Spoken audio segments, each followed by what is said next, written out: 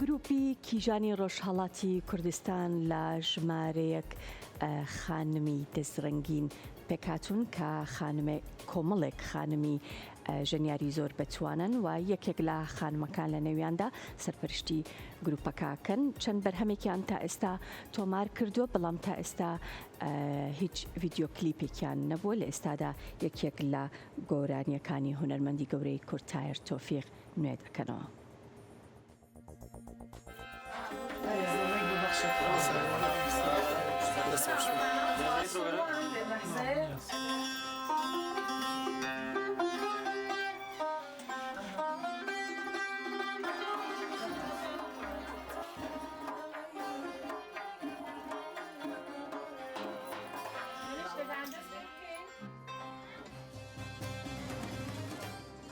گروپی کیژانی ڕۆژهەڵاتی کوردستان گۆرانێکی هونەرمەندی گەورە تایر تۆفیق نوێ دەکەنەوە.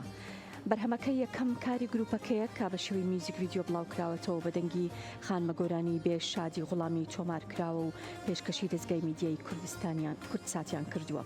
گروپی کیژانی ڕۆژهەڵاتی کوردستان چەند ساڵێکە دامەزراوە و ڕۆژینە وەحید پور سەرپەرشتی دەکات. گروپەکە لە چەندین موزیسیان و گۆرانی بێژی بتوانە کە بە شێوەیەکی زانستی و ئەکادمی پەروەردەکراون و سەرجەم ئەندامەکانی لە خانمانی ڕۆژهەڵاتی کوردستان پێکهاتوون.